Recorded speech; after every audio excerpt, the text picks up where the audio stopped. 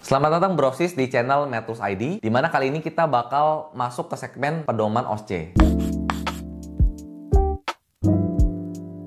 Hari ini kita akan membahas salah satu panel laboratorium yang pasti kita paling sering temuin, yaitu adalah profil lipid. Dulu mungkin kita menghafal mati bahwa target seperti LDL harus di bawah 130 atau di bawah 100 dan seterusnya. Namun sebenarnya tata laksana dislipidemia saat ini memang masih sesederhana itu. Jawabannya tidak ya brosis. Paradigmanya telah bergeser secara fundamental. Dari yang dulu kita berfokus pada mencapai angka target, berubah berfokus pada penurunan intensitas resiko. Kita akan membahas tuntas cara menginterpretasi dan menindaklanjut hasil profil lipid sesuai dengan panduan terkini. Jadi kita bakal bahas nih peran setiap komponen lipid. Jadi apa saja aktor dalam pemeriksaan lab ini, paradigma modern. Jadi kita fokus pada stratifikasi resiko kardiovaskular atau ASCVD. Lalu kita target berbasis resiko. Kapan seberapa agresif kita harus memulai terapi, lalu manajemen resiko residual, peran trigliserid dan kolesterol non-HDL. Mari kita mulai agar kita bisa membuat keputusan klinis yang lebih tajam dan berbasis bukti. Nah, untuk memahami panel ini, kita harus tahu peran masing-masing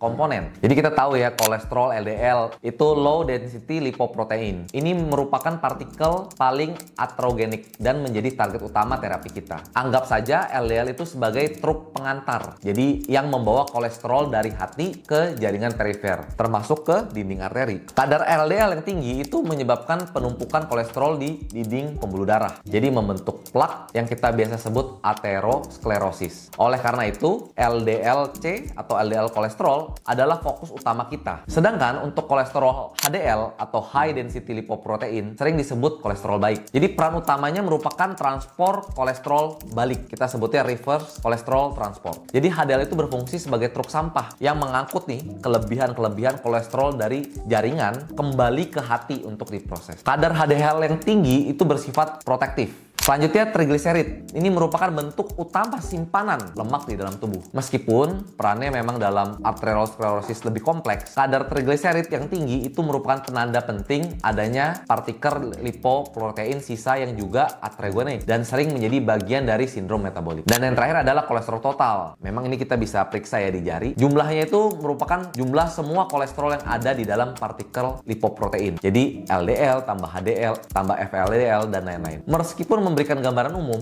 nilai ini juga kurang spesifik untuk pengambilan keputusan kita untuk terapi pada pasien dibandingkan komponen lainnya. Baik, setelah kita udah tahu nih mengenal peran-peran masing-masing komponen, mari kita lihat bagaimana angka-angka ini diklasifikasikan. Jadi tabel ini penting banget, bukan sebagai target terapi yang kaku, melainkan sebagai panduan kategori untuk memahami kondisi awal pasien. Seperti biasa brosis, untuk LDL nilainya di bawah 100 mg per desiliter, dianggap normal. Namun perlu perhatian khusus kalau misalnya kita lihat LDL di bawah lebih dari sama dengan 190 mg per desiliter. Angka setinggi ini seringkali menandakan adanya kondisi genetik seperti hiperkolesterolemia familial dan secara otomatis menempatkan pasien dalam kategori resiko tinggi yang tentu memerlukan terapi statin dengan intensitas tinggi tanpa perlu menghitung skor resiko 10 tahun. Sedangkan untuk trigliserid ini perhatian ambang batasnya jika lebih dari 500 mg per desiliter. Karena pada level ini, resiko utama yang kita khawatirkan selain penyakit kardiovaskular adalah pankreatitis akut, sehingga penurunannya menjadi prioritas. Dan juga untuk HDL, nilai di bawah 40 mg per desiliter dianggap sebagai faktor resiko kardiovaskular independen. Jadi sekarang, dan ini merupakan poin penting, setelah kita memahami kategori ini, jangan berhenti di sini. Jangan langsung menyimpulkan pasien LDL 140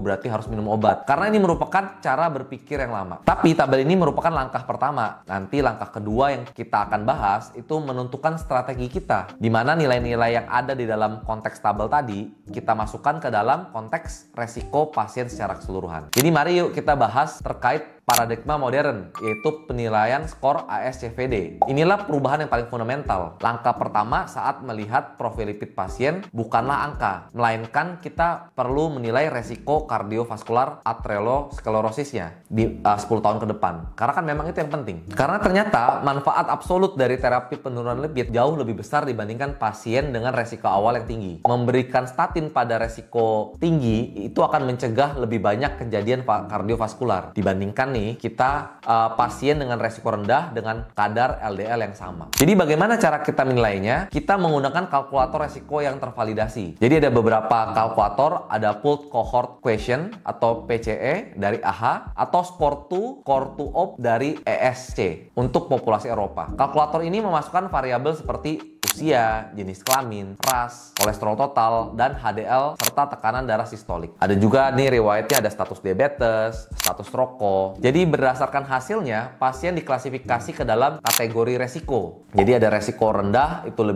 kurang dari 5%, resiko ambang batas itu borderline 5-7,4%, resiko menengah itu 7,5 sampai 19,9% dan resiko tinggi lebih dari 20%. Selain itu juga ada kelompok pasien secara otomatis dianggap beresiko sangat tinggi tanpa perlu kalkulator, yaitu kelompok pencegahan sekunder. Jadi misalnya pasien dengan riwayat infak miokard, stroke iskemik, PVD, dan pasien dengan kondisi tertentu seperti hiperkolesterolemia familial dan diabetes dengan kerusakan organ. Jadi target organ damage. Jadi setelah mengetahui tingkat resiko pasien pakai kalkulator tadi, barulah kita menentukan strategi terapinya. Jadi fokusnya bukan pada angka, tapi pada faktor resiko. Fokus utamanya merupakan presentasi penurunan LDL menggunakan terapi statin dengan intensitas yang sesuai. Jadi tentu kalau misalnya kita lihat dari tabel, resiko tinggi dan sangat tinggi itu termasuk pencegahan sekunder. Rekomendasinya ya terapi statin intensitas tinggi. Jadi tujuannya itu untuk menurunkan kadar LDL kolesterol minimal 50% dari nilai awal. Lalu juga ada target angka absolut, mencapai LDL kolesterol kurang dari 70 mg per desiliter atau bahkan kurang dari 55 mg desiliter. Jadi nanti kita bisa memberikan obat pada pasien, contohnya atorvastatin